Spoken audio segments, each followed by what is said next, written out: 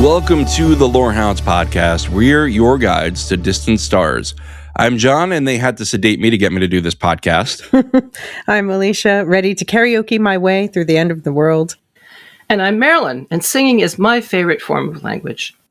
And this is our coverage of the 2026 film, Project Hail Mary.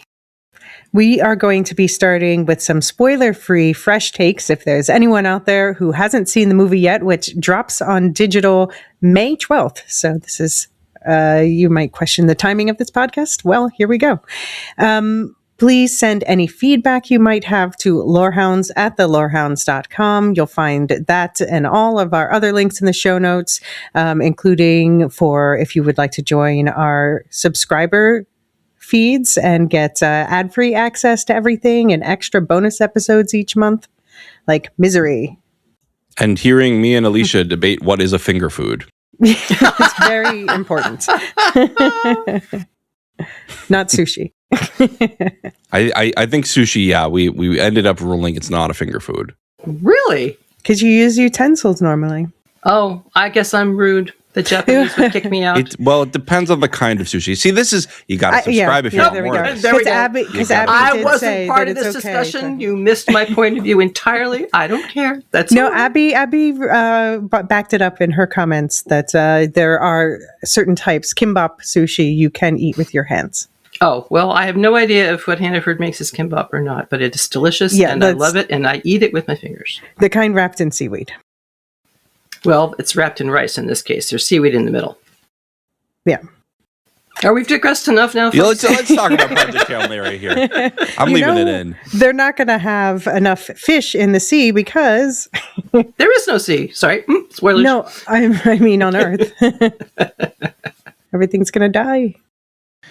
Right. So we're doing a spoiler-free intro, light spoilers, right? Like the premise is pretty much just in the trailer. So that's what we'll spoil. But we will get into the actual plot details and all the twists and turns after a break. For now, let's get right into hot takes. Marilyn, other than your sushi hot takes or cold takes, it's usually served cold. I mean, you don't want hot sushi. What's your hot take on the movie? Amaze, amaze, amaze. I absolutely love this movie. The music, the visuals, the colors, creativity. How are you supposed to imagine a civilization that is not only unlike yours, but is an entire star system away? Now, I realize this is based on a book, but you still have to be creative visually to transfer from page to screen. And the sheer creativity of it all is breathtaking. And it's just such a seamless whole. I'm so afraid that when Oscar time comes around, this will be so far back in everybody's rearview mirror that they may have forgotten just what a astonishing achievement it is. Released about the same time as Sinners or as Everything Everywhere All at Once in 2022. So just saying. Okay, well, fingers crossed. Also, after Ryan Gosling did his Ken song at the Oscars, I don't think that anyone will ever forget a Ryan Gosling movie. I think they're going to use any excuse they can to get Ryan Gosling to perform again. Well, if they have forgotten it in the past, I truly hope they will not forget it in the future, because this is definitely hope punk. What about you, Elysia? Yeah, this is definitely, so I came into this as an Andy Weir fan first and foremost. I was introduced to him through the novel The Martian, and I was so into it, I actually participated in an interview with him on the night before The Martian movie released. And so I've read all of his books. My favorite is actually a micro short story of his you can find online for free called The Egg. There's even an animated version you can find on YouTube. But yeah, I won't spoil that. But anyway, I'm a big Andy Weir fan. And for me, The Martian was, I was mildly disappointed with it, to be honest. I think I just missed some of my favorite parts were cut out, basically. So for this, I was going in trepidatious, but I think that it was really a phenomenal adaptation achievement. It felt a bit rushed through what I knew the book plot to be. Like, I think it would have made an even better TV show, but the sheer scale of it was just gorgeous, memorable visuals. I even sat all the way through the credits. I rewatched it earlier today. Sat all the way through the credits because it's so beautiful. And, yeah, of course, I would love if they went deeper on the science and linguistics and, they had to leave some plot elements out. But what they do fit in, it is amazing how much they're able to fit in. And I really identify with the main character because I am also someone who thinks that we are too limited in the way we think about other potential life. Like, why do we assume everything has to look like us? Every planet has to look like ours. So I love a story that explores that. And obviously, Ryan Gosling was, absolutely. If somebody's going to hold an entire movie basically on his own, he did a great job with it. Like I love fun facts, like the fact there's one point where he's dancing with a mop that they apparently called Moppy Ringwald on the set, and that was improvised, and the fact that they could have I forget his name, we have to look it up, but the puppeteer James Ortiz. I hope he doesn't get forgotten for the Oscars. It's been deemed he's eligible in the supporting actor category. And the fact that he was able to be live on set, in short, he was working with other people to operate the puppets, but that was his voice. That was, his improvised puppetry. And some of my favorite bits were improvised on set. But yet this feels like such a polished movie at the same time. So I just think it's a phenomenal cinematic achievement. What about you, John? Absolutely agreed on all points. Phenomenal. The puppetry. I mean, I love a good puppet. And I'm sad. I was sad for a while because it was going away. Especially, I feel like CGI Yoda was a turning point. Mm-hmm. And there was a notable shift when Yoda in the sequel trilogy became a puppet again. And I think that we've had a nice shift back towards practical effects since then. I think people have remembered why they like the Lord of the Rings movies. There's been this shift of like, okay, not everything. And I think part of it is like the studios realize it's very expensive to have everything be special effects. Mm-hmm. But it's also like, man, there's something lost when you do everything digital. Mm-hmm. And so I was very excited for this movie. I read the book for the first time last year. And I did the audiobook because I was told, do the audiobook for reasons that no one can tell you without spoilers. Yeah, you got me to do the audiobook the same way too.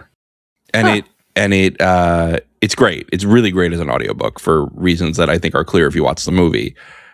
Why it would be great as an audiobook compared to a textbook. I was worried about Ryan Gosling. Not because I think Ryan Gosling is a bad actor. I think he's wonderful. I think he's a great actor. But he is Ryan Gosling. And I wanted Grace, the main character, to be a nobody. I thought that having someone who would believably be this just like, rinky-dink kind of scientist. He is a scientist, but you know what I mean? Yeah. Rinky-dink nerdy guy who's like doesn't quite know what he's doing. I was like, I don't know if that's leading man energy. You know what I mean? But that's the whole point to my mind. Okay. Mm-hmm. All right. We'll get into it. But yeah, I was really worried about Ryan Gosling. Once I watched it, I was like, all right, he can do this. Like, he's fine. It's great. Ryan Gosling, amazing actor, really inhabits the roles he's in. I thought he was great. Yes. He emoted at the right times. It is such a difficult thing to act alone in a room. That's one of my major comments, yes. And what an amazing job he did. Yeah. So, I'm sorry for ever doubting you, Ryan.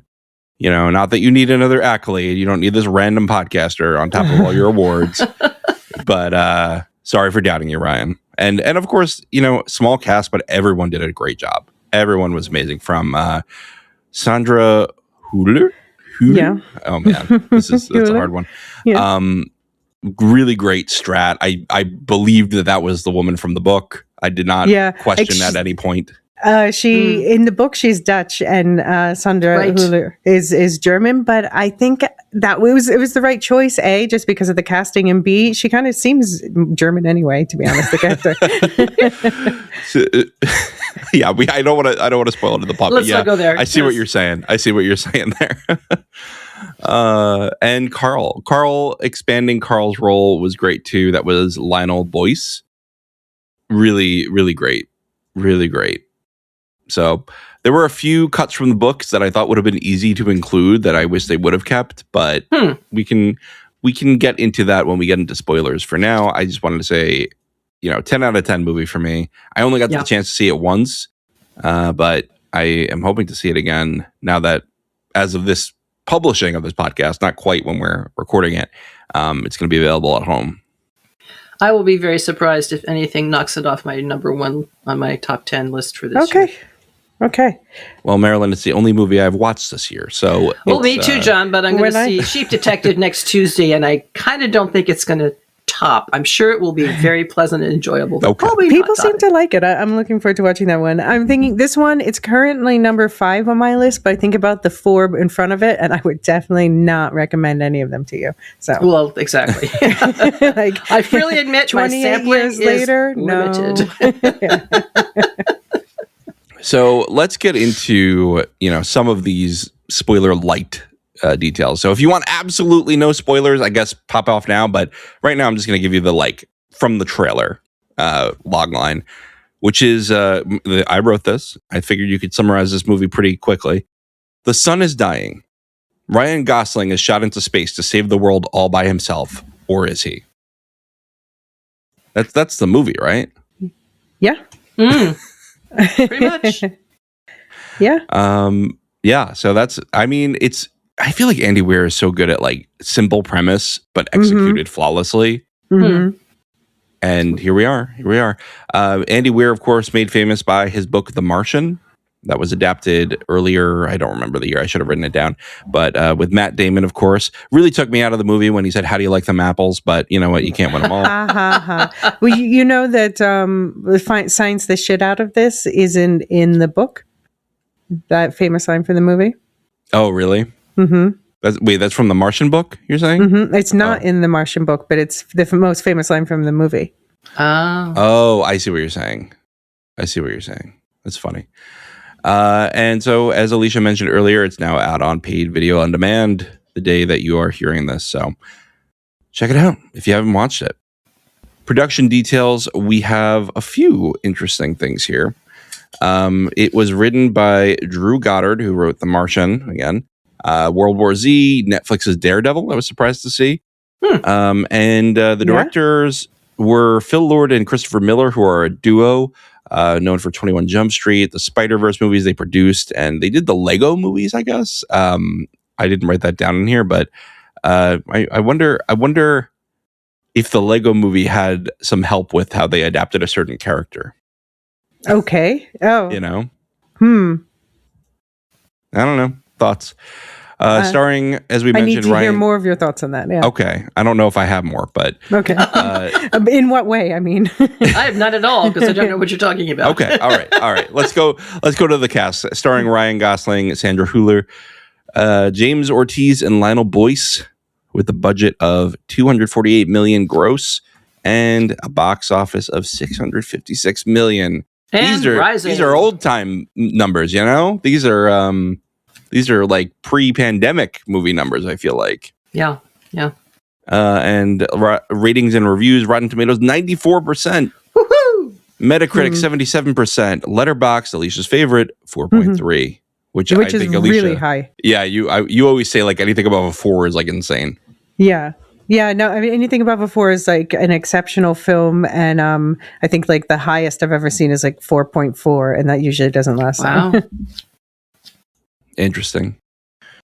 We have a bunch of tests that we do around here. They've kind of developed over inside jokes over time. So if you need any more explanation, feel free to write in. We have the Bukila scale for violence. And Marilyn, if I may say so, you saw it twice. So I'm going to say this has to be in the negative. Yeah. Absolutely. Yeah. I still consider 0 to be where I'm comfortable. But it's a double-sided scale, which is at the very outer limits of my mathematical competency. So, but yeah, no violence whatsoever to be worried about in this one, as far as I'm concerned. David will be happy for us to pull in a few more tests. No doubt. The Sanderson slider for adaptation, that is it more of an inspired by or more of a direct adaptation? It's I think this is indisputably a direct adaptation. Absolutely. Right? Yeah. Very little left out, really. Right. And the Shippy test? Remarkably little, even though I did the calculations and I think they could only adapt like 11% of the runtime. What does that mean? I'm not like, yeah, I don't know what you're saying there. The book is like, I don't know what the runtime of the movie versus the book, even though the movie's almost 3 hours. I see. It's only 11%, so they had to cut out a lot. Well, but did they? Because like you could spend a minute describing just the physicality of a scene that you could do in 10 seconds in a movie. Sure. You know? I mean, they did cut out a lot, but I think they did it well, as I said. Okay. Well, and I will be honest and say I swiped a couple of pages because I really didn't want to know the science of it all. Just not what I was there for. So, the Marilyn boring test, right? No. Just Marilyn, you were about to jump into the Shippy test? Oh, the Shippy test. Yeah. Golly, if anything ever captured the core of the original, this one does. And it's spades. But it really is very, very impressive for that. They left out one interesting piece, which I'll talk about later from the book. I'm really glad they did, actually, on the whole. And I have some ideas as to why they might have. But we'll get there when we get there. All right.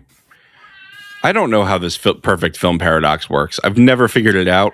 I mean, heard of it. Do you think it's perfectly achieving what it's trying to do? I mean, I think it's a physical question for you. Yeah.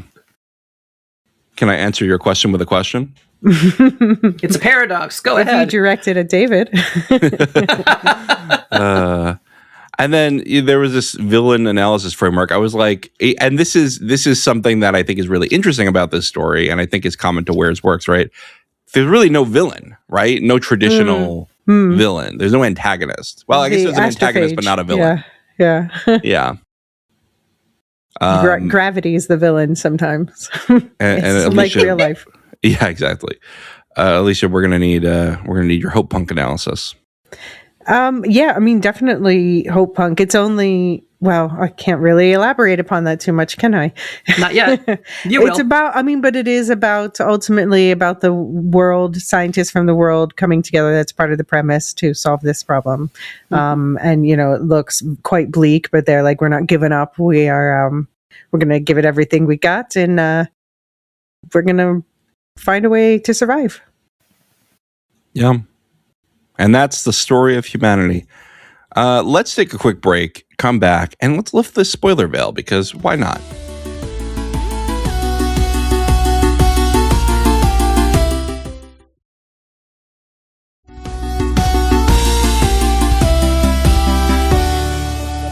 All right, we're back. Full spoilers for the movie and the book. The book, if you watch the movie, all the major points. So we're just going to be clarifying some differences between the movie and the book at certain points. But before we get into the recap, I want to pull in David. David sent in another point for analysis about lone spacemen. I wanted to pull that in here. Hey guys, David here. After finishing Project Hail Mary, I thought, wait a minute, this film sits inside a bigger storytelling tradition. And it turns out that not only does it, but that tradition goes back all the way to 1719.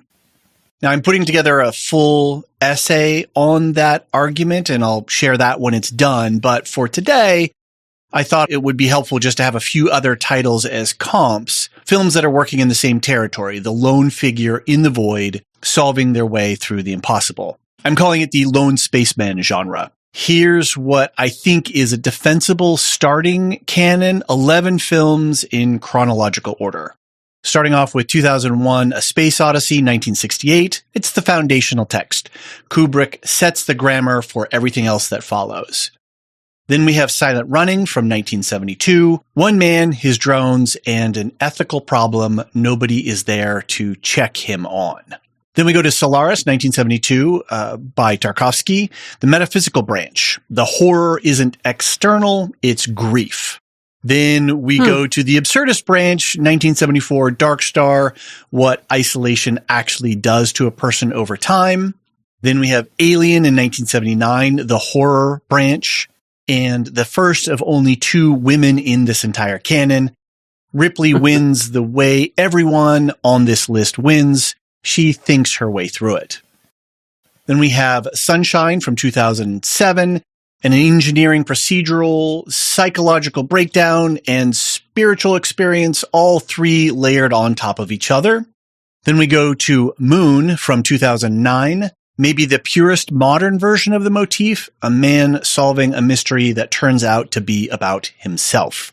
Then we jump up to Gravity in 2013, Sandra Bullock, the only solo female protagonist in the canon, alone from the start, figuring out the next problem before the last one kills her.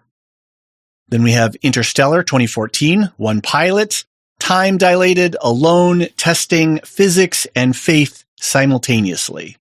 The Martian 2015, same author as Hail Mary. The humor isn't relief from the stakes, it is the coping mechanism. And then we have Ad Astra from 2019, the Dark Mirror version of Hail Mary, maybe. Same journey, same father figure stakes, but grief instead of wonder. Now, in my full essay, I've got a few honorable mentions. I'll have that out soon. And I should note that I didn't love Project Hail Mary the way a lot of you did. I thought it ran a little long, and I thought some of the storytelling choices cheapened what the film was reaching for. But I still think this is a film that absolutely should be seen because of what it adds to this tradition. What Grace chooses when his agency has been completely stripped away is something this motif has almost never tried before. Maybe we could call it the hopepunk branch of the genre. He chooses curiosity over despair, wonder over fear, hope over anger. So this argument is going to be the subject of a fuller audio essay I'm putting together, and I'll post that once it's ready to go. In the meantime, looking forward to hearing the full discussion for the movie. Okay, talk to you later. I like how David says he didn't love it as much as a lot of other people, and then goes on to talk about why it's so great compared to other things. It's fun. I think he's going to talk himself into liking it more. He said he didn't want to like it for some reason. I think because he was didn't want to like because of the trope, I suppose. I wonder if it was also a bit of Ryan Gosling allergy. But I do, I think that was a great list. And I like it's very good point that this lone space person trope is about thinking your way out of things. And I want to add one new one to the list that I recommend. It's a Ukrainian movie that just came out called You, just the letter U, You Are the Universe is the English title. And it's about basically like a Ukrainian space garbage man who is out doing a run. He's like about to get fired. He's heading back to Earth. It's like a 2-year round trip thing, and the Earth explodes. And so he's on his own with his robots. But then it seems there's a French scientist thousands of miles away. You know, you talked about the trope of, and David did his whole thing about the trope of the lone spaceman. I want to point out, and I've said this before, a trope is not a problem in and of itself. No. It's, to me, it is a color on the palette for the artist.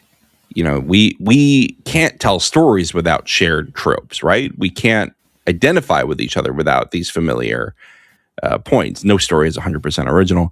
I almost feel like it's a poor workman blames his tools kind of thing, right? You know, it's not the trope itself, it's the use of the trope that bothers people. Right. It's the tired way of using a trope that will bother someone. When you're lazy. For trope, I would substitute archetype, and yes, to everything you just said. Yeah. We have these archetypes, they live in the back of our minds. They vary from culture to culture. Some cultures favor one more than another. It's not all absolute the way Jung and Hero with a Thousand Faces, Joseph Campbell, insisted it was. But, yep, it's there. Yeah. His also, I was laughing when he said that there was only one that had a woman as the lone space person. And it reminded me of, Sally Ride getting sent into space for a 7-day journey with 100 tampons because nobody knew how to deal with female astronauts in 1983. I'm telling you.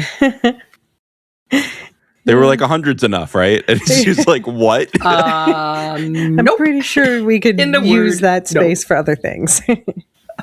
For 7 days. Yeah. She was just like, is that 100's probably right? Well, I think even the Artemis too had some gendered issues going on there, which is ironic given that they finally named one after a female goddess. Whoa!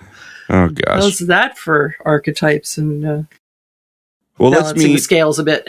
Let's meet our favorite little archetyped man, Ryland Grace. Ryland Grace, a former middle school science teacher, has awoken in space. As he recovers his memories, he remembers that he was sent on a suicide mission to save all humankind from the death of the sun at the hands of astrophage, a mysterious organism that is consuming the sun's energy. So that's the premise. By the way, may I add, my Catholic brain reawakened for a moment when I was like, oh, Hail Mary, full of grace. Oh, right. Good for you, John. Mm-hmm. Yes, indeed. I was like, I know that one. Yes, of course, I always go to Notre Dame because I went to the school in the Midwest. So the Hail Mary Pass. Right. Which may be more of what they were thinking of when they did it. But I also felt the full of grace thing. And of course, this is a ship that is, full of, grace. So. Right. Ryland Grace. Right. Right. So what's the thoughts on the setup? This is the thing I was most worried about with this adaptation, other than the Ryan Gosling of it is a very first person narrative idea to have this guy coming out of a coma, slowly realizing that he's in space, that who he was, why he knows all this stuff. He's like, oh, I'm smart, in the book. And it's a lot more of a slow burn, right? Whereas in the first 10 minutes of the movie, you pretty much have a third of the book probably of him just waking up and figuring things out. And I think that's probably, I don't know about you two, but I feel like that's most of what they cut out was him kind of discovering for himself what's going on. I mean, I wouldn't say that's most of what they cut out, but it's definitely... they obviously had to handle it differently. I loved the opening montage, the physical comedy of him flopping out of the. Yes. Just that was. I think that this movie in general just did a great job of, taking the elements of the story that we love, the friendship, the cooperation, the exploration, and just marrying that with things you can only do in physical, when you visually, like that physical comedy, like the way they portrayed many of the space scenes, just gobsmackingly gorgeous. The comedy between himself and the medical robot, and then himself and the computer, and just all of the different things. I suddenly realized, there's at least 2 barfing jokes. Both of which I laughed at uproariously when they were going on. So what that says about my maturity, I don't know, but it doesn't really matter. I was trying to remember. The book said that they gave Grace a drug to keep him in amnesia so that he would forget why he was there for a couple of days or weeks, so that the other 2 companions could slowly work him up to speed so that by the time he did remember everything, maybe it wouldn't be quite such a shock. In this case, I just had the impression that the amnesia was part of the induced coma. Yeah. So I'm not sure they ever made it clear, but not that I care that much, but I was just curious. The yada past a lot of this, I think. Yeah. Yeah. I mean, there's the whole thing in the book where you had to have a certain gene in order to be able to survive the medically induced coma. And that's one of the reasons why he was forced into it in the end, because they knew that he had the gene. Right. Yeah. But then, that raises even more of a question. Why did the other 2 die? We still don't know. No, interesting. Neither book nor film answered that question. But I think the building of the background of that in the book was very useful.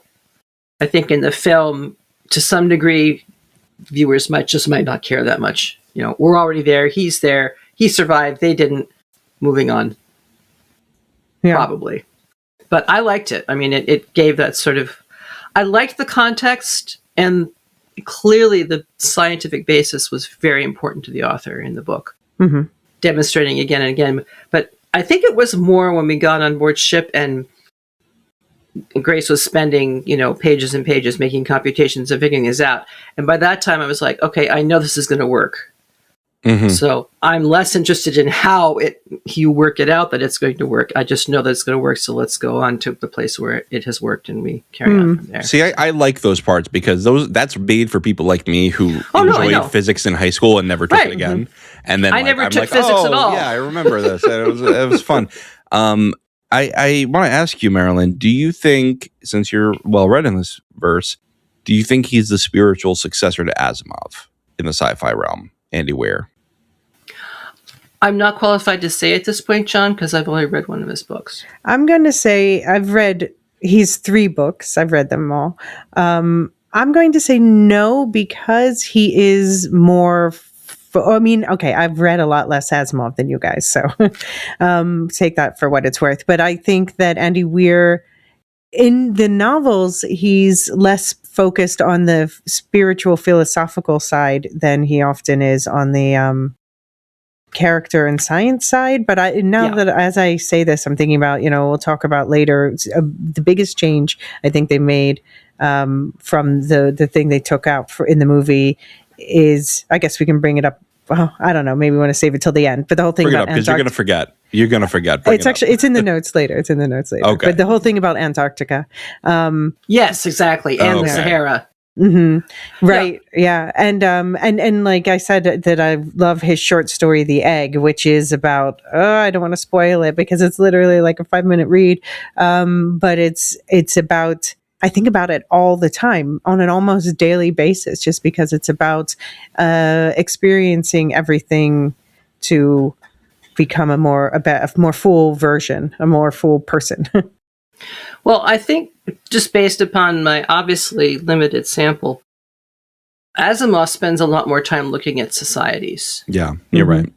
And I don't know if that's true if we are or not. I don't get, it gets put in, I think, but largely to serve his most important plot point, which is how do individuals respond to space and the biological mysteries and the physics of it, all those kinds of things. I really have the sense of him being much more interested in those things and that kind of interaction. So it's almost as if Asimov takes all of that for granted. He's more interested in telling stories about the individuals and the cultures. Yeah, in Foundation at least. In Foundation, how that knowledge all manifests and what are some of the things that we carry with us. Now, Asimov also did the lazy thing of deciding that, the whole galaxy had been seeded by nothing but human beings. So anytime you got to a sentient species, it was always human, which I think we're all rightly starting to criticize. Herbert. Yeah. Well, Frank Herbert, Star Trek started it all. Well, no, it didn't start it all, but in terms of a lot of people's first introductions, Star Trek started it all by just pasting prosthetics and fur on people's faces and giving that underlying assumption that it was all humanoid.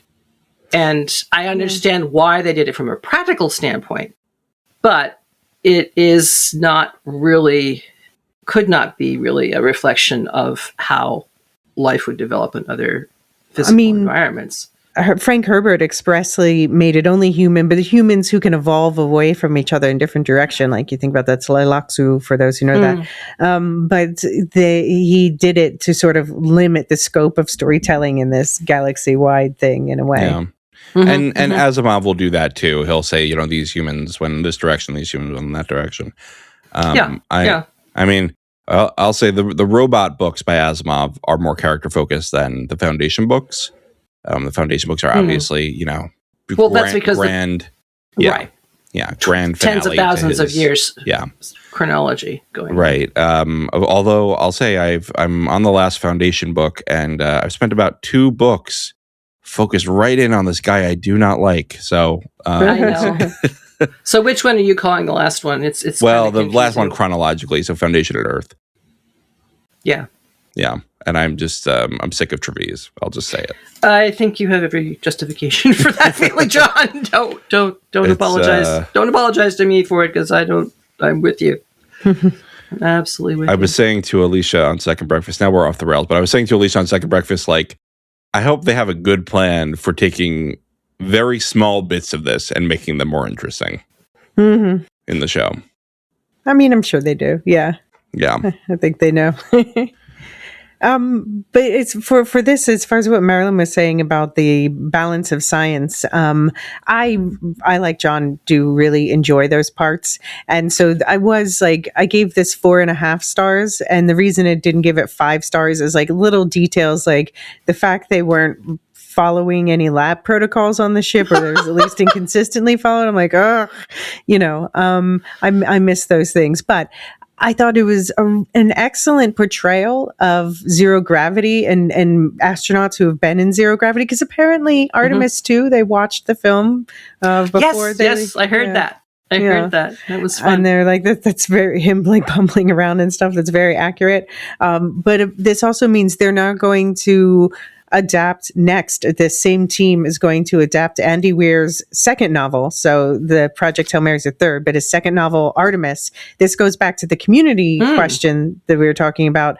It is actually, it's a different sort of feel from these other two. It's set on a small town on the moon, basically. It's like a noirish crime thriller on the moon. But one of the things holding them back from adapting it is it's his least popular novel, which I think is unfair. I like the Rosario Dawson audiobook, but it's 1/3 the gravity of Earth.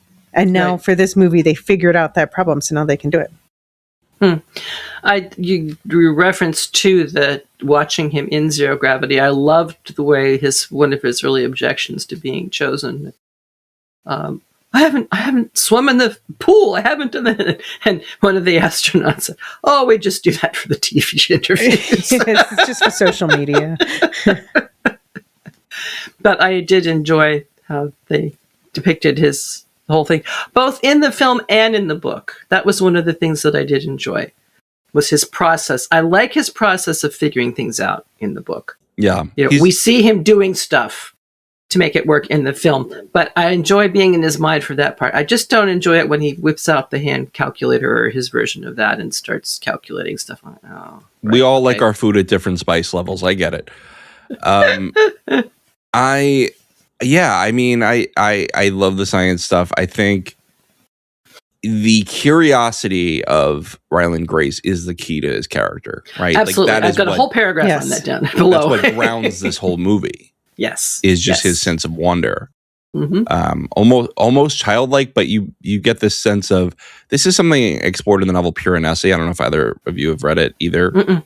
Of like, have we forgotten how to, and it's funny because he's very rational in this, right? He's very scientific based, but have we forgotten how to wonder? Yes. Is that a problem in society, that we've just forgotten how to wonder? Another word for that is awe, and we've definitely forgotten that. So, speaking of discoveries and wonder, in flashbacks, we see Grace recruited by Eva Stratt, a no-nonsense project manager intent on saving humanity.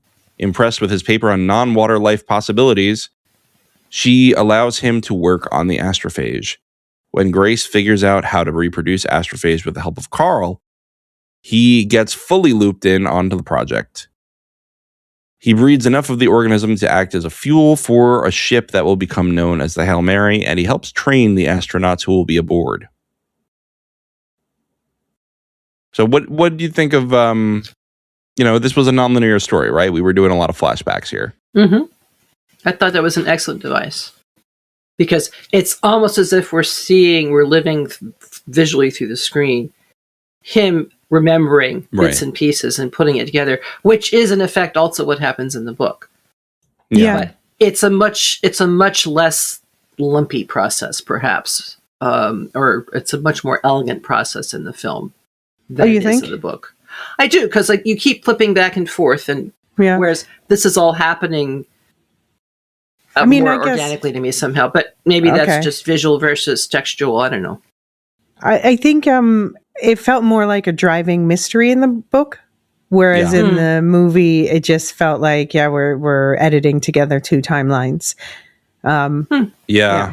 But in the movie, I thought they did a better job of maybe not. I don't know. Maybe I don't. Here's the question: is Marilyn, you watched the movie, then read the book, then watched the movie again? Correct. Whereas we both read the book before we watched the movie, so maybe it seems less mysterious to us because we knew huge difference because we knew what was happening. Huge difference. This is one of the few examples in my life where I think I actually like the film better than the movie. Okay. Better than the book. Okay. You heard it here first, folks.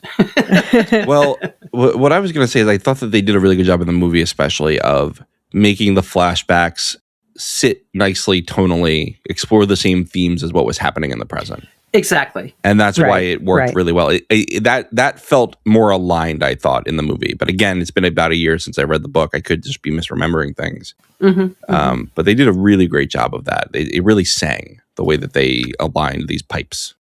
That's such a mixed metaphor. Oh my God. Move on. Oh, mix away. I really liked overall I like this version of Ava Stratt better.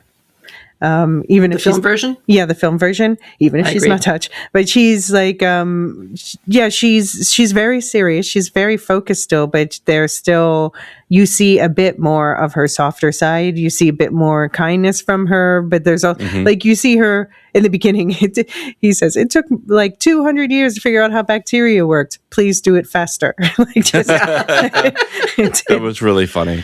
German deadpan humor. But then, like, when she brings him into the meeting to explain how he and Carl made a baby, I just love like the energy. It's possible. Yeah, the energy of that meeting, and he asks a question, and she points to the air, and everyone goes, "We don't know," Yes. It just like the world's ending, but we can have some fun figuring out what we're going to do. I wasn't sure the first time how I felt about.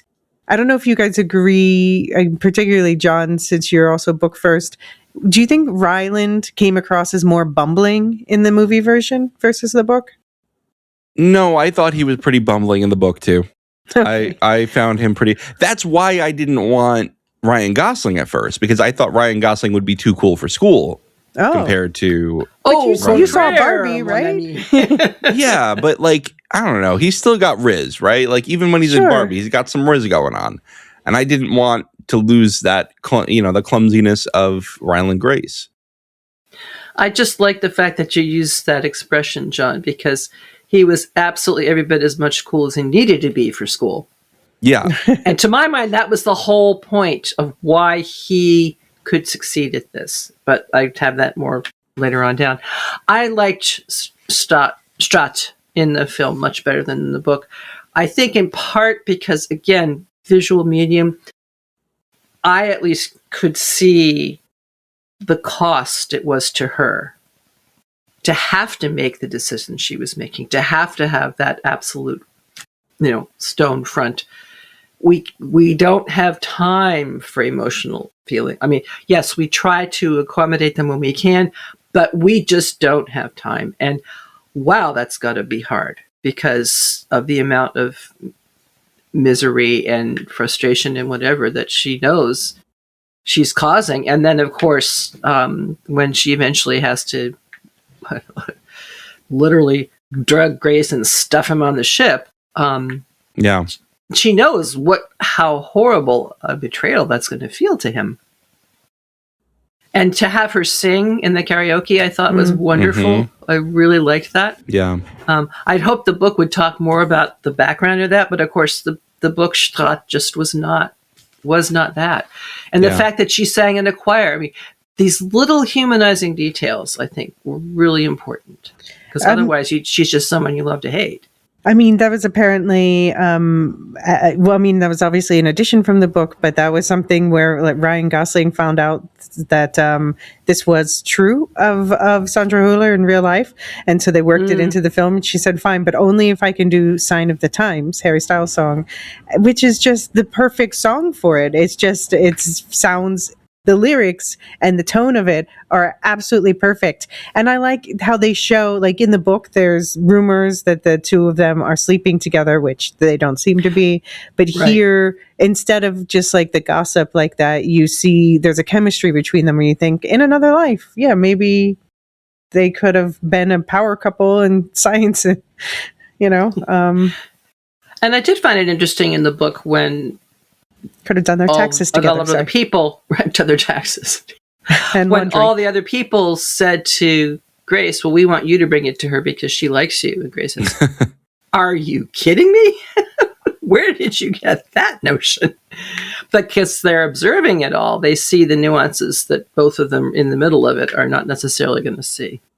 She's a trope that we saw a lot in One Piece, right? Is the curmudgeon with the heart of gold. And that is a well-worn trope, you know, speaking of you know, colors on our palette. I don't know that she's a curmudgeon, John. I think she's curmudgeonly. She's taken on an impossible task. And I'm not saying she's an unjustified curmudgeon, but she's curmudgeonly. Okay, fine. I guess she's got reasons. I've met different curmudgeons than you have. Oh gosh, yeah. I mean, this whole section was great.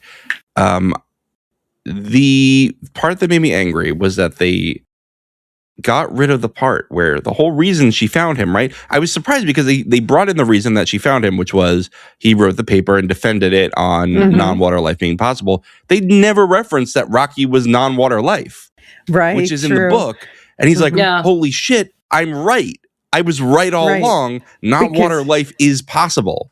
Because he was they did show him in the movie being disappointed when he found out that the astrophage is water. Right. Yeah. Right. But then not the payoff. Yeah, they didn't explain Rocky's physiology as much. That's one of the things that I missed. I do miss the sciencing parts because I just find that so, I mean, just... Yeah, because I'm like I said, I'm like Ryland Grace. I'm like, let's meet an ammonia-based being that can turn xenon into metal, and you know. Well, that's why I was like, you know, I would be fine with them just taking it out entirely, but why bring in the whole water-based life piece and then not have it pay off? Right. Yeah, that was too bad. I agree with you there. It was probably suffered from cuts because they were like, yeah, I bet you there's a scene somewhere. Mm-hmm. Yeah. Oh, could be. I enjoyed the book fleshing out the understanding of how Rocky worked and so forth. I would have found it so frustrating because if I had not seen the film first, I would not have had a visual image of Rocky. And I just couldn't have pulled it from the book. I'm not very good at visualizing from text. That's just one of my weaknesses. So, I think that's another reason why I appreciated movie first, then book, then movie again. There's always fan art, Marilyn. For at least books this popular. No, thank you, John. Remind me, did the whole choosing your own death thing, was that in the book too? Or is that a movie edition? That was in the book too. Okay. It was in the book. Because it seems to, because there seemed to be a payoff there, right? Because there was heroin on the ship because she said, or was that just in the movie? I don't know. Now I'm getting them confused. No, in the book, she said, you know, I'm going to drink a bunch of vodka. Right. And that's why the vodka was there. And then I'm going to do heroin because I've always wanted to experience a high. And I'm going to do it very carefully. And then, Right. Because then he could use that stuff for his sciencing later. Yeah. Okay. Yeah. But I did, like, they called out the question of who would you die for? So I guess the answer is he would die for his students, for future generations. Yeah, that was a really knife to the heart moment for me because you could see he couldn't think of anybody he would die for in the moment of the question. You know, when he's asking, how can you find the courage to do this? And he said, well, it's easy. You know, I'm willing to die for this person, that person, whatever.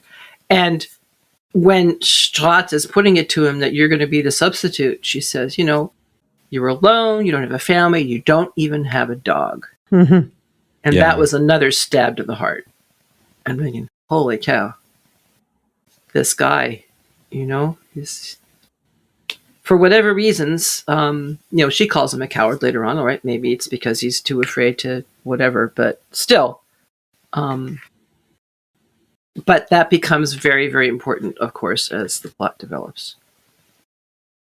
I guess the real answer is, who would he die for? Rocky. Exactly. Yeah. Exactly. Or Carl, maybe. That is the father of his child. I'm not sure he would die for Carl because Carl participated. Remember, Carl betrayed him too in the film. Carl was there. But he knew, jacketing him and holding him for the needle. But he admitted in his videos back that they were right. Sure. Although I don't think the book says that. I think no. I don't think there was ever. Carl isn't even there. Not in that connection. No. Yeah. So I wanted to say I think Luthen would get along with Strat very well, right? Especially book Strat. Yeah, definitely. Right. They are ends. I think especially justifying film means. Strat. Yeah. Oh yeah. Okay. All right. Yeah. Let's hash this out. Why film over book or book over film? Because I think film Strat is more humanly presented. I was going to say the opposite because I think isn't that interesting? Because I think Luthen would be, with book Strat, he would be like, that is a woman who understands you do what you got to do. And this is a difference that they did a nice nod to in the film, where in the book, when they're having that conversation about the future and there's the big explosion and stuff, she says that she assumes she will be sent to jail because of everything that she's doing to all this other stuff that didn't happen, like putting the solar panels in the Sahara and melting Antarctica to try to keep the planet going as long as possible. And so in the end of this film, we see her sailing through Antarctica, and that's where she is, where it's water and there's just icebergs around her. And there is a tattoo visible that has been confirmed to be a prison tattoo. So basically she's gone to prison and is out. Interesting. No, I didn't pick up on those details at all. I thought the sailing through the icebergs was simply a sign that the Earth had gotten so cold that a lot more of the oceans had frozen. That's how I was reading it too. I forgot about the Antarctica thing from the book. Yeah, it was a nod to that. But you see, I think Luthen's incredible, I have burned my honor for the sake of a sunrise. Burned my life for sunrise I will never see. I think that moment is the same moment as Strat's singing that song in the karaoke bar. So I just don't see that much difference between them. I think that Luthen would like movie Strat better because he needs somewhere to wear his wig. Or why does he even have it? And the karaoke bar is where he'd wear his wig. Okay. That's where he can do that side of Luthen. Right, exactly. That's where he puts on the smiling face. And everywhere else, he and Strat just like, power couple of the century. I mean, at least Strat doesn't have to put on a happy face, right? Yeah, she just sings. She remains grumpy when she sings. Mm-hmm. But still, there's chemistry. There was chemistry. There is chemistry. And between, I was just going to say, between Ryan Gosling in this film and Robert Pattinson in the drama, Slutty Little Glasses are having a moment. Slutty little glasses. I think the way they're like wearing them. It could be a sexual connection. It could be an emotional connection. Mm-hmm. It could be both. It might be something else altogether. But it's clear that there is something of a connection there. And I'm glad that they showed us that because we only saw it in the book through the eyes of other people observing the two of them. Let's take a break, come back, and talk about another connection.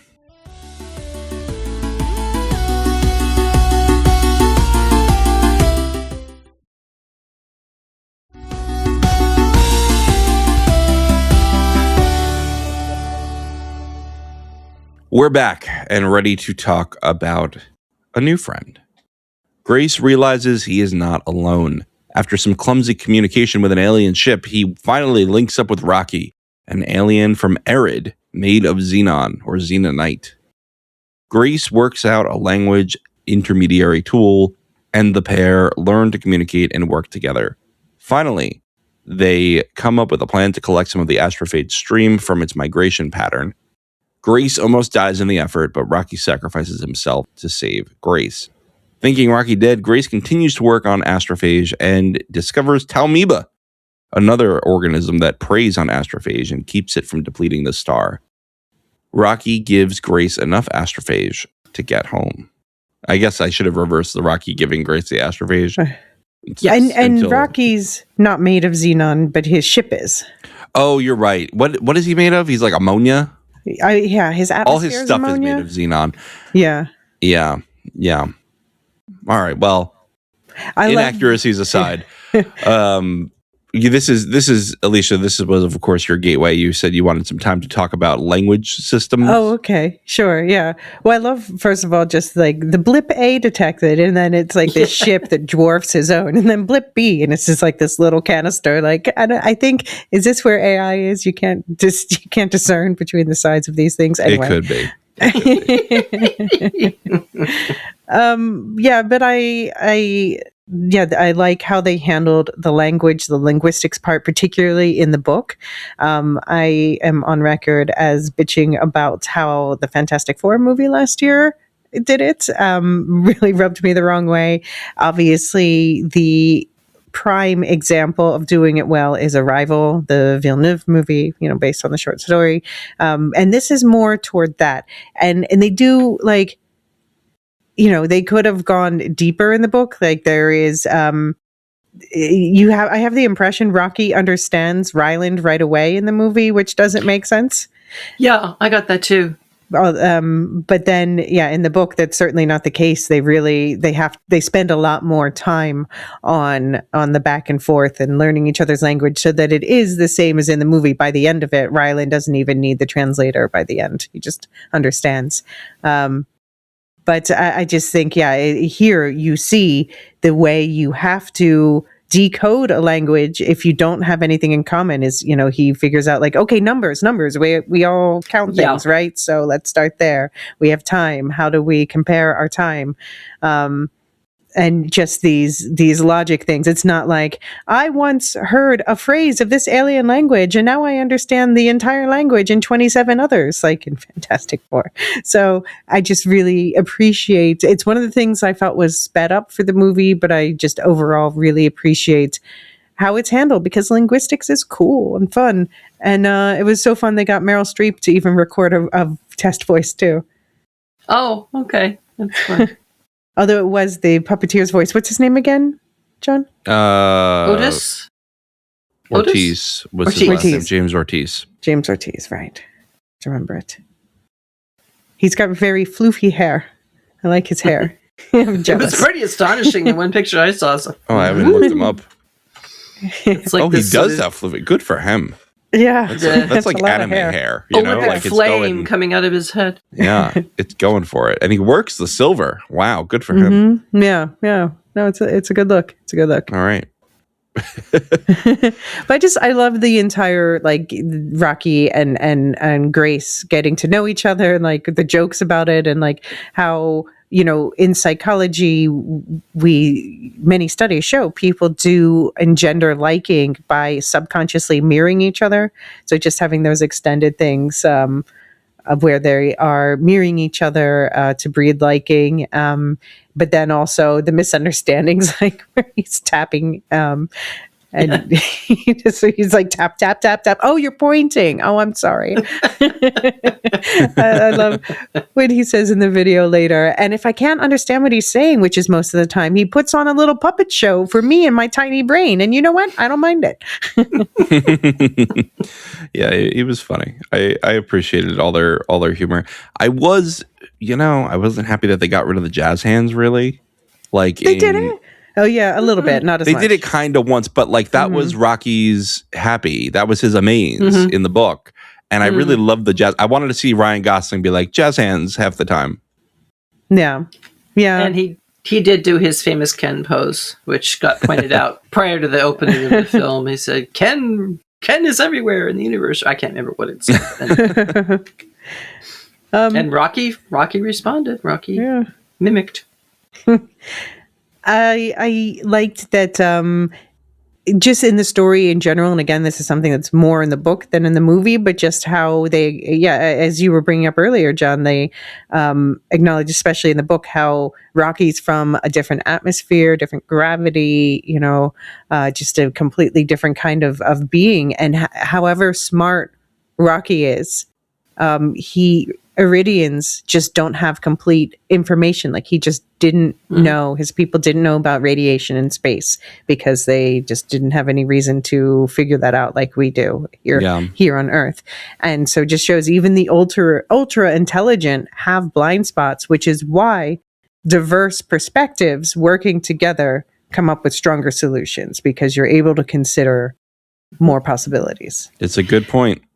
It makes you wonder what sorts of things we're missing out on because of a sense that we don't have, that maybe some other species would have because of their environmental conditions and their evolutionary process and all the rest of it.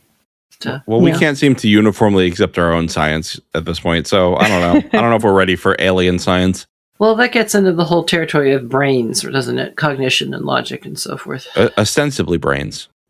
But I like in terms of that they did an extra thing for the movie, which is like Rocky makes this device so he can quote unquote see screens. I guess somehow he's translating the sounds of, or maybe detecting the colors in the screens or whatever, and creating something he can see. I don't know. It's hand wavy, but it's fine because now we got to have Rocky watching Rocky.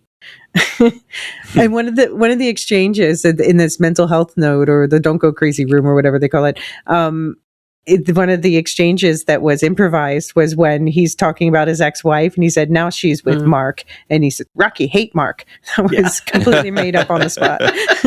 Was it really? Oh, it was a great line. It was a great line. That was good. Rocky's like, I'm a bro, and the bro code Fist is my really bump. Yeah. Intergalactic. It does seem to be, doesn't it, John? Yeah, fist my bump. Yeah. That's from the book. Pointing down. That's less from the book. Yeah, I like that. Just the idea, up is down or whatever. And that is in the book with the righty-tighty, lefty-loosey being reversed. But here you see it's probably because his thumb points a different direction than ours. Of course. That makes sense. Of course. So the good news is, everybody, Rocky lives, and the pair breed enough Talmiba to save both worlds. They pack up and say their goodbyes. After Grace is on his way, he notices a leak. It turns out the Talmiba he bred evolved to eat the xenonite that Rocky's ship is made of. Oh no. Grace remembers how he ended up on the ship, unwillingly dragged kicking and screaming. He decides to be a hero and launches John, Paul, George, and Ringo back to Earth before saving Rocky. I'm interested that you say he decides to be a hero. I don't think that was even in his calculus. He just knew he had to save his friend. Yeah. I think he was going to send the information back, obviously. Yeah, that was from the get-go. I think that's enough to be a hero.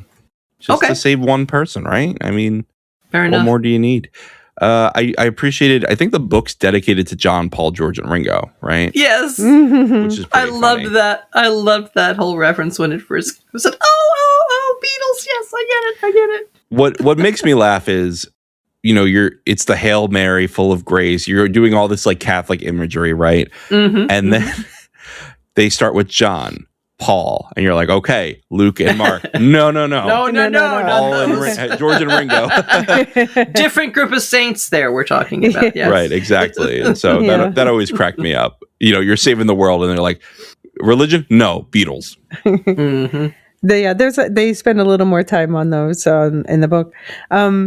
I did notice, I forgot about this in my first watch, but I noticed this on the rewatch, that they did a fake out of Rylan getting back to Earth, but it's a dream.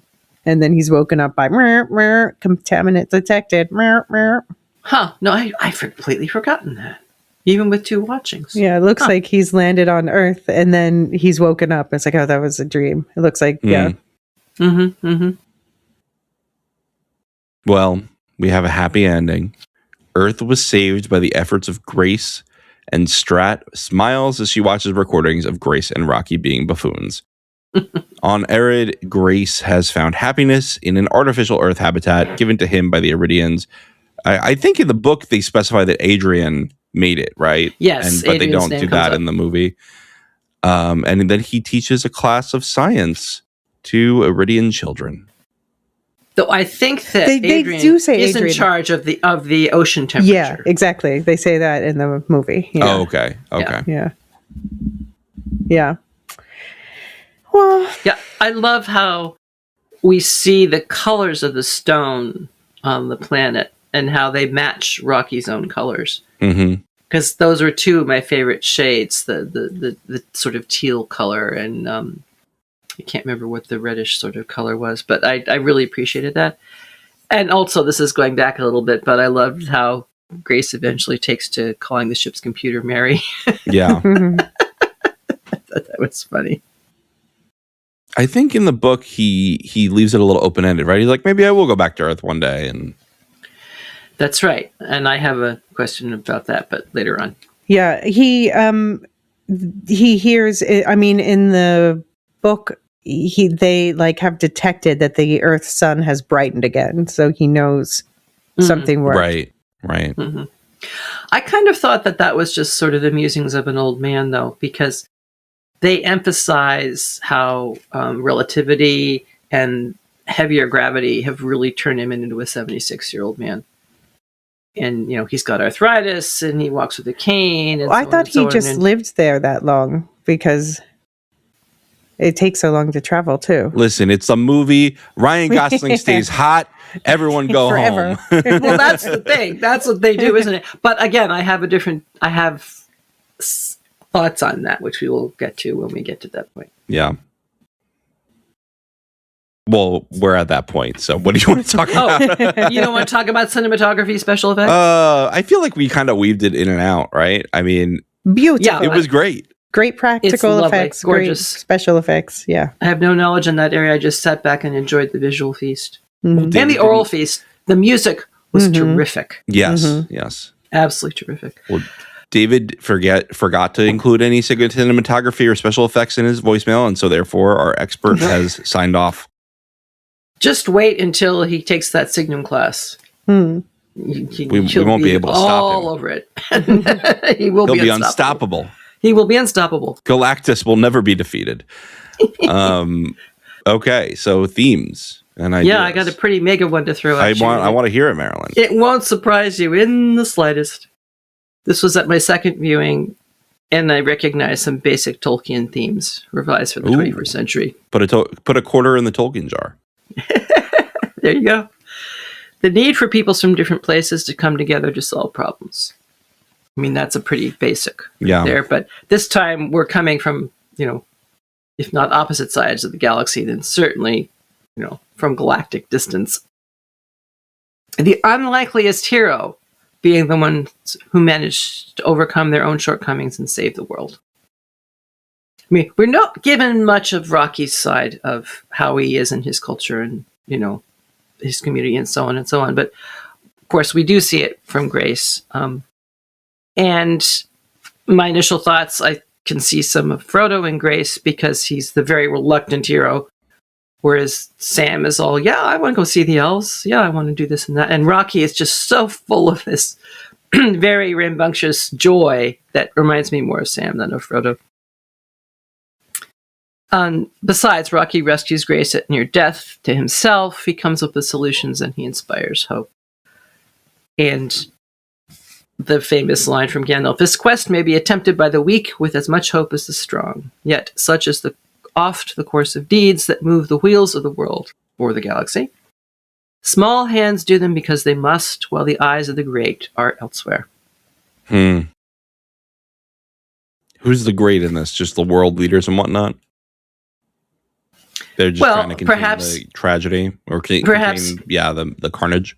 In the eyes of the great, perhaps in the eyes of scientists who, thought that Grace was full of it.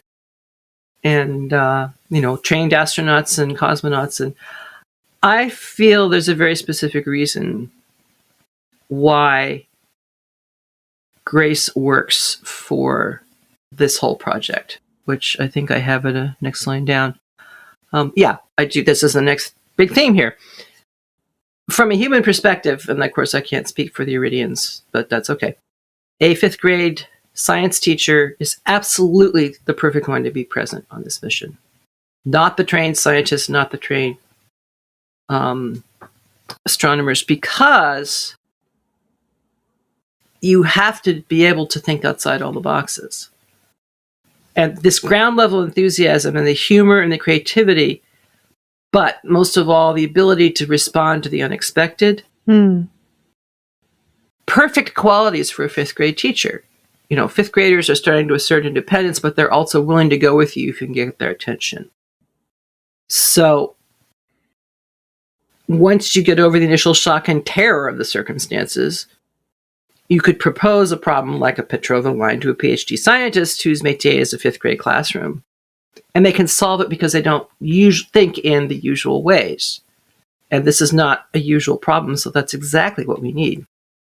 You have to think in the unusual ways because there's nothing about this mission that is usual. Nobody's ever done anything like this before.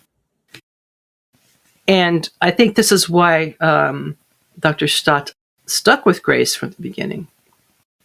She understood the need for someone who could have the courage, however shaky, admittedly, the courage of their own convictions and stick to their guns because they've already stuck it to the scientists, and allow for a world in which the supposedly rigid rules of science just might not always apply. So you can take on this idea of, oh, look at that. Xenonite. Oh, look at the way he can construct things. Oh, okay, he's a really good engineer. Well, let's make use of that. Not hung up on the science of it all, or well, that's not possible. And I also find it very amusing. In the book, he doesn't ever appear to use a single swear word, at least not until he sees what is clearly an alien spaceship for the first time. And then we get an HFS out of him. But for the most part, I think he trained all that out of himself. Yeah.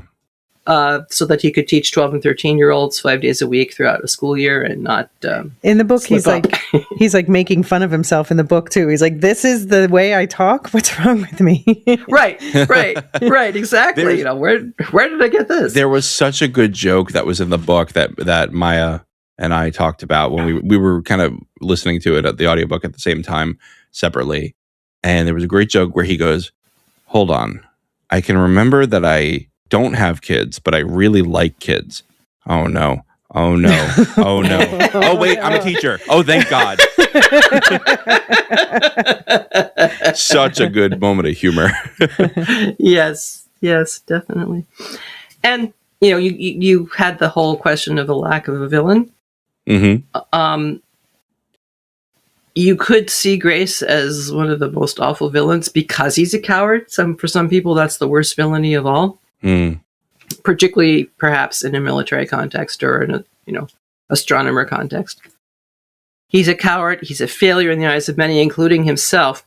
He didn't volunteer for this, but was the last person left who knew enough to complete the mission. So it's not exactly the right stuff. But he also reminds me of lyrics by Leonard Bernstein and Richard Wilbur in the musical Candide. No, we won't think noble because we're not noble. We won't live in beautiful harmony because there's no such thing in this world, nor should there be.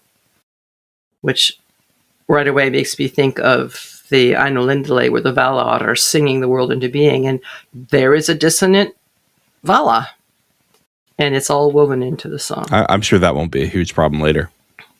We promise only to do our best and live out our lives. Dear God, that's all we can promise in truth.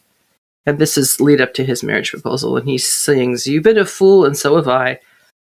But come and be my wife and let us try before we die to make some sense of life. We are neither pure, nor wise, nor good. We'll do the best we know. We'll build our house and chop our wood and make our garden grow. So Grace absolutely had the right stuff, even though, again, from the perspective of an astronaut, not so much. You bring up a lot of great points here. I want to piggyback off of your, the middle school, elementary teacher is the perfect person to do this. Mm-hmm. Something that you hear when you go for, the higher education trainings is you don't understand something unless you can explain it to the layperson, right? Unless you could explain it to an 8th grader. Right. Yeah. And I think that's part of this, right? Is he's able to break things down in a way that makes sense to a regular person. And if you can't do that, you don't understand it. So he may have a deeper understanding in a lot of these things than a lot of these scientists who are, only speaking to each other all day. And there is also a thing of like being away from the institutions for a while, right? I don't have the same biases that are ingrained in the field. Mm-hmm. Mm-hmm. And he can allow his curiosity to overcome his fear. Yeah. And you see that time and again in the film and also in the book. He's presented with a puzzle and it's, wow, all right, what about this or that or the other thing? And that helps him make up for, if you want to call it the detriment of the lack of courage initially. But he doesn't just drink himself to death. And part of the reason I think why that doesn't happen is because of his discovery of his 2 dead comrades, which I had a little more about, but I'll talk about later.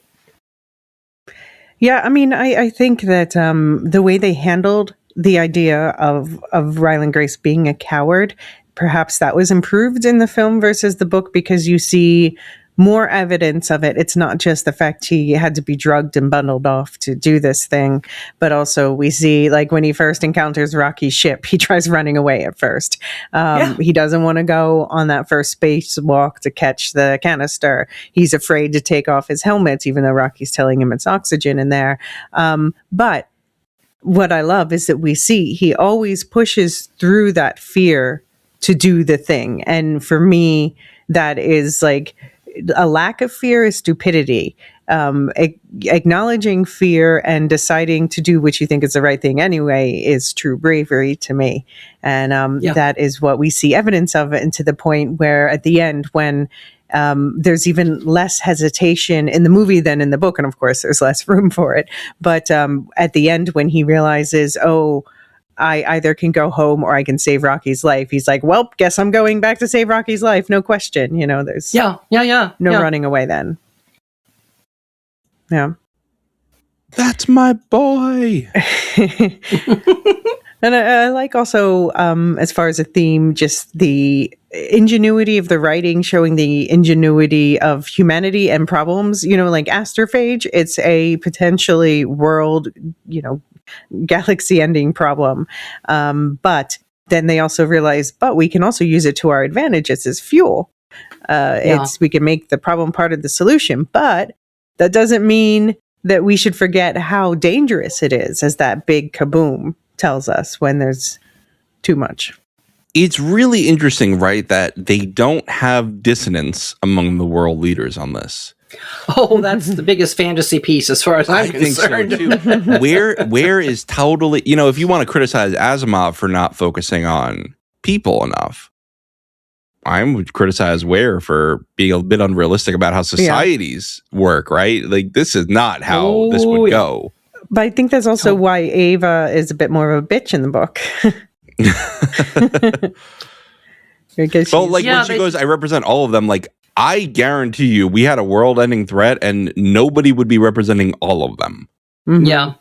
Yeah. I represent all of them except the ones who are dissenting and going off in a corner, trembling and trying to build underground bunkers and whatever. Right. Store food.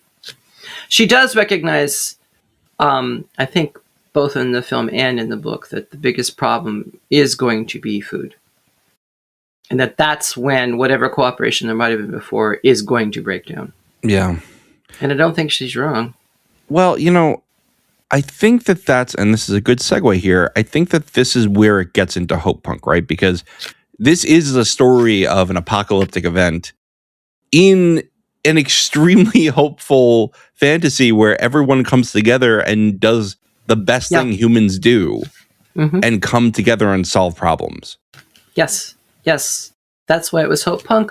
Also, finally, we have a friendly alien, It's like... I know, right? Not since Star Trek. No, we've had some since then, but still. Or, well, Star Wars up to a point. Why is it that we have to conceive of other beings as scary creatures that want to devour us? I mean, we do that with other civilizations on our own planet, so it makes perfect sense to me why we do it. I was going to say, let's not lay that on to other planets and star systems, okay? Let's stop doing it on our own. Yeah, even better, but one step at a time, huh? Yeah. Yeah, and I did bump in the book, although perhaps it is more realistic. I bumped on the fact that they were doing things that were hardly environmentally friendly. We've already talked about this, losing a third of the Antarctic and blacktopping the Sahara Desert. I mean, but they really brought it home with that one French scientist who puts his face in his hands and sobs. Yeah. After he's blasted his own bombs to make this come about. I'm selfishly feeling like I'm glad that wasn't in the film, because it would have been a real downer if it had been. That's probably why they left it out. I think that is Elysia. Elysia, that's my best guess. But I am also wondering what the author thinks of the fact that they left all that out. Because I've heard to some degree, it's showing the cost. Mm-hmm. It's showing the desperation. I've heard interviews, and this is how I know that last scene where she's going through the ice is Antarctica. So and she had been in prison. I mean, that's a very interesting piece. But they made it so tiny that those of us who wanted to be a happy ever after didn't even have to notice it. Well, I'll tell you what, I'm sure that if Andy Weir has any issues with this adaptation, he will be able to wipe away the tears with the dollar bills that he made. No, I think he's quite happy. Yeah. I think so too. He keeps collaborating with similar people, right? The same writer wrote Project Hail Mary and The Martian. I think, definitely he's fine. Yeah, and it's going to be... get himself... He blotted his copybook a little bit in an interview when he was slanging some other... much beloved sci-fi properties. Oh, right. Yeah. I think subsequently he said, that was stupid, and I was being sort of driven in that direction by the confrontational host and so on and so on. But he just shouldn't have gone on that show. But probably not. Do you guys want to hear a speed round of book differences we haven't mentioned yet? Yeah, go for it. Hit me with them. All right. So one thing I noticed that kind of like rubbed me the wrong way in the book, and I think it was better handled in the movie, is the way he, in the book, he's just like, oh, let me tell you about our sun dying and the world collapsing. And here he needs to be prodded a bit more by the students before he starts getting into that. We obviously talked about the vodka. I kind of don't mind that he finds the vodka earlier and just starts drinking it because that makes sense. Did we talk about on mic yet about Carl being expanded from the book? Yeah, I was so sorry that the book didn't have him almost at all. That was one of my big disappointments, at least not as an ally the way he was. Yeah. I mean, but going the other direction is just a pleasant surprise, is that you have this chemistry with Carl. Yeah, that was a great expansion. I noticed, that in the book, Ryland's first experiments were secret because Ava wanted to see if he would die before she told other people. But here they made it a funny moment with all these people watching him. And there's just like time for more things in the book. Like there's an emphasis on how long and weird of a trip it is for him when he's first collected and brought to that ship in the middle of nowhere, and like the jet and like all the going for days, and he's like just so disoriented when he arrives. They talk about, there's things like they talk about the importance of Rocky watching each other sleep in the movie. That's such a bigger thing in the book. But then they do have the payoff here. But then there's also, they went completely the opposite with Rocky and eating. In the book, he did not want Ryland to see him eat because he like pushes something out to like you digest something, then sucks it back in, and it's gross. And here he's like, oh yeah, watch me eat for science. The book actually gives us a term for creatures that defecate and ingest food from the same orifice. Oh, okay. I forget. Mono something or other. I don't remember what it is. Listeners, write in. Please don't. Oh, you never know, John. It might be I don't want really any perfect anus thing content to bring up at a party. I don't want any anus content in my inbox. There was no anus involved in that. I think whole in a way, Well, it's like in a you're way the there one was. The anus the and the way mouth that- is the when you same. brought it Yeah. Yeah, that's right. Yeah. The manus. But yeah, so I liked the addition of Rocky's tattoos and the fact that they're like musical. Yes. That makes sense. And I love that. I seem to recall he had a fancy dress look in the book, but I like how it's like, sort of like wind chimes here. So you can hear it when he dances. The videos, like sending back videos, is just a great, screen adaptation choice. I like how the movie leaned into the difficulty of suddenly having a roommate move in who can see and hear every single thing you do, no matter where on the ship you are. Yes, It's 24/7. Shades of college. Shades of college. Yeah. And obviously there's a lot more with the whole when Rocky gets hurt helping Ryland because of the centrifugal force has knocked him out. We just got the emotional payoff here. I'll watch you sleep, pal. But Ryland really has to drag him back into there in the book. And then he almost kills Rocky thinking he's helping him. He's like, I scienced and I blew some black stuff out of your body. And when Rocky wakes up, he's like, you almost killed me, but luckily I was healed enough. A second time. Yeah, those were the scabs, right? That was how his body was healing. Right. He's like, it was dust. He's like, no, idiot.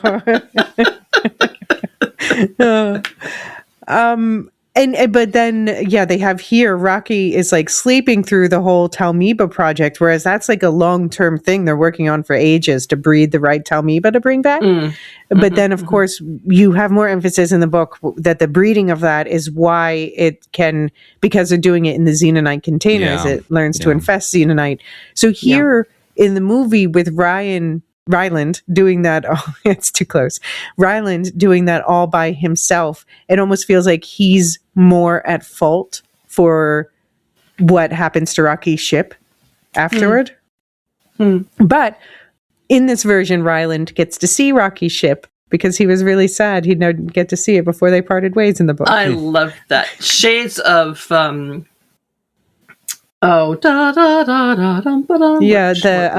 Encounters of the Third Kind.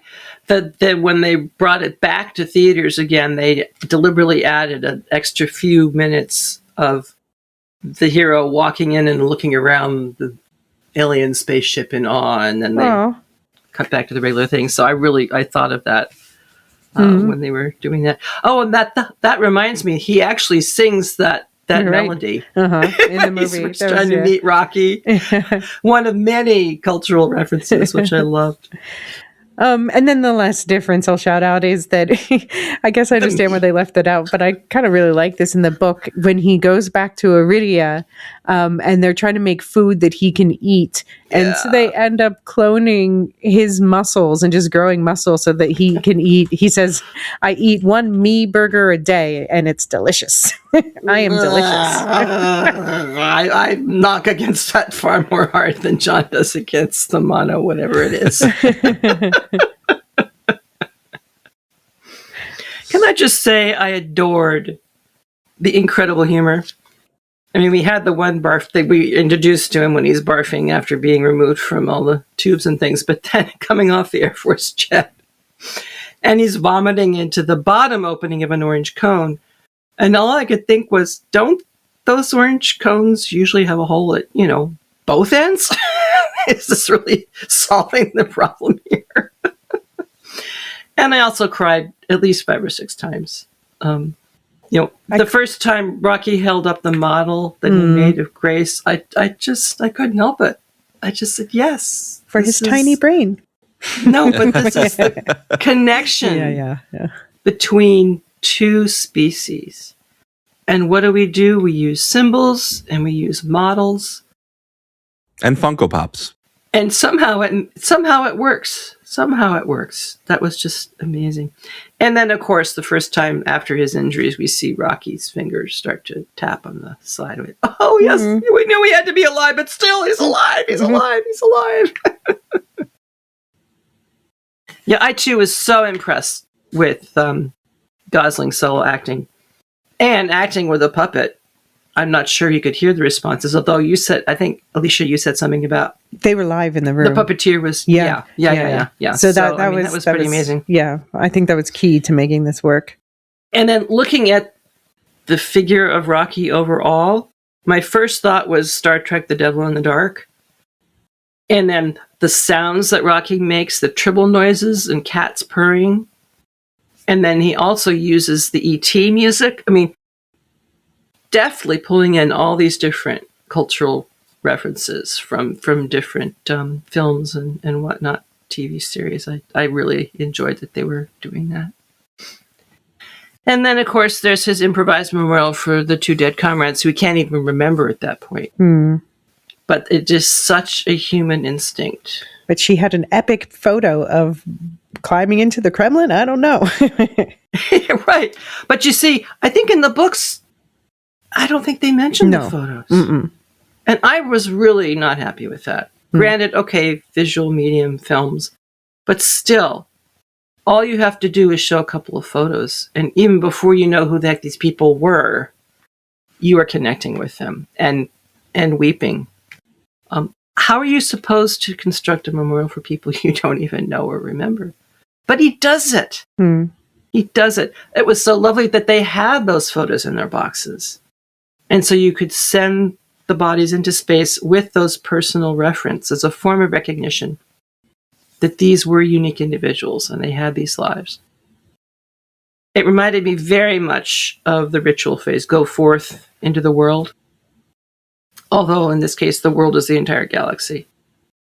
And I really appreciated how much time the film spent on the memorial services, because the book kind of gave it a very minimalist treatment. And I thought it was really important that they do that. And yeah, hey, I do things about rituals on podcasts, so you might have imagined. Like Tolkien, this would also come up for me. So props, huge props, and A++ for me. Bringing back to Marilyn's point from the beginning about hoping that this will be remembered at the Oscars, I think last year was the horror year, and this is going to be the space year. Yeah, you and your Dune. I hope you all have fun together. And the Disclosure Day, the new Spielberg movie. I'm going to go see it. I'm skeptical. Okay, I'm excited. I want to podcast about it, so. Well, we're going to get a little tidbit of information about Rings of Power, evidently, in the not-too-distant future. And then people are thinking probably they're going to have the first trailer for the SDCC, which is coming up shortly. The SEC, this SDCC? SDCC. Okay, Don't ask me what it stands right. for. San Maybe Diego. you do know. San Diego Comic-Con. Thank you. I knew I would get that eventually. Yeah, they usually do something in San Diego. That's usually when they're like finally saying anything about it. Yep. Are we going to do our trailer breakdown like we usually do? Heck yeah, why not? All right. We got to get it done. What else we got But let's wait till it comes out first, John. Yeah, well, yeah. Just anticipate. Just talk about what you want take to a be breath, in the trailer. you know? So here we probably see Elrond. So, yeah. I mean, this was fun talking to you two about this. Any last thoughts we want to share? Go see it. Read the book. Go see it. I mean, enjoy it again now that it's digitally available. Yeah. Yeah. Wash, rinse, repeat. I'm in. It was a good rewatch. If your alien friend seems to be dead, don't blow compressed air through him. You do not understand his anatomy. Understand that. Make no assumptions. Make no assumptions. All right. Well, we've got a lot going on the Lorehounds Network. Plenty of stuff. We've got Radioactive Ramblings wrapping up The Boys, Season 5, the final season, which I'm hearing interesting things about. Mm-hmm. Very interesting. I've only watched Elysia, one Will episode Shift so Dust far. is back. Yes. Yeah, we put out a Dune episode about the first part of the book breakdown of the original novel. And we also put out an episode responding to the, there's now for Silo Season 3, there's a teaser out. There's been some photos released. Luke and I talk about it. Abby and I are going to do a spoiler discussion for the book club for Will Shift Dust. So we're back, Very baby. nice. Very cool. We're back. Yeah. What else we got? Probably Howard doing their Newlywed season. I listened to their Clue coverage. I was like rolling on the floor laughing. It was so funny. There's like a 10-minute conversation about getting dog poop off your shoe. It's one of life's most persistent problems. It's so funny. Anyway, I'll always listen to them. Never mind the music, weekly coverage of music and psychology. And they're millennials, but they go back to all the crazy stuff in the past, and I think they do some Gen Z music too, so they're hip with the kids. Mm-hmm. So yeah, I mean, it's busy on the Lorehounds feeds. They just wrapped up Shadow Lord. David's been putting out all kinds of one-off episodes, and ignoring us on Second Breakfast, might I add. Right, he did show up for the end of Second Breakfast, so we put out our finger food episode, and we'll have out Misery later this week. Burn. And Jean-Luc and I, we did our Daredevil Born Again coverage. And at the end of this week, we will also cover the new Punisher special, which is releasing Tuesday night / Wednesday, depending on where you are. I particularly enjoyed David's episode with Dr. Amy Sturgis. Yeah. Mm-hmm. Star Trek and Star Wars. Yeah. And a whole bunch of other stuff. And I can't get John to join us, but I think Mark's going to join Lisa and I to talk about Widow's Bay, the new horror comedy show. We're going to do a mid-season check-in in about a week. Nice. And one day I'm going to edit the Silmarillion story about Turin, and we're going to get that out. Marilyn and I recorded that a few weeks ago, but just been busy. We've always had content coming out and everything. Mm-hmm. So we'll get that going, and then we'll get to scheduling the next episode. Sounds good. A lot of stuff coming. I'm really excited for Vampire Lestat in June. Yay! That's going to be a fun time. Coming up fast. That one's not passing the Bukila scale test. No. No. I don't even need to see it to tell you that it won't. But Lestat is delightful. I bet. And I will be giving a paper at the second annual Westmoot conference, which is the Tolkien Society's American branch. A lot of us can't afford to travel all the way over to England, so we have been allowed to have our own here, and a lot of people from England travel over here to participate with us. So cool. Oh, cool. That's going to be fun coming up over our Memorial Day weekend. Nice. Everyone's busy this year. So why don't we close this out and say thank yous? I'll do Discord server boosters, Elysia, if you do Lore Masters. Sure. Thank you to our Discord server boosters, Aaron K, Taylor the Thriller, Duve71, Athena A, Listu, Nancy M, Ghost of Bardition, and Radioactive, Richard, and Adrian. Thank you to all of our listeners, especially our subscribers who help us keep going. Most of all, our highest tier, the Lore Masters, Martian, Michael G, Michelle E, SC, Peter OH, Nancy M, Duve71, Brian 8063, Frederick H, Sarah L, Gareth C, Andrew B, Kwang Yu, Nathan T, Sub-Zero, Aaron K, Dally V, Mothership 61, Gnarls, Kathy W, Listu, Jeffrey B, Elisa U, Ben B, Scott F, Stephen N, Julia F, Collie S, Ilmariel, Rocky Zim, Jessica A, Red Zippy, the TCS, Dopamini, Eleanor, Mrs. Tennant, AC Wilson, Eli W, Cassie K, Chumber Rooney, Katia, Josh Liu, Paintin PDX, Corey G, Quinch, Jenny L, Slavinator, and always last, Adrian. Yeah, and Slavinator's a new one since 2 days ago. So yeah, welcome. Wow. Thank you, everybody. It just makes such a difference. We really appreciate it. Thank you, everyone. We will see you for more sci-fi later this year. The Lorehounds podcast is produced and published by the Lorehounds. You can send questions and comments to lorehounds@thelorehounds.com. Get ad-free access to all Lorehounds podcasts on Patreon or Supercast, and connect with us on Blue Sky and join us on our Discord server. Links for everything are in the link tree in the show notes of this episode. Any opinions stated are ours personally and do not reflect the opinion of or belong to any employers or other entities. Thanks for listening.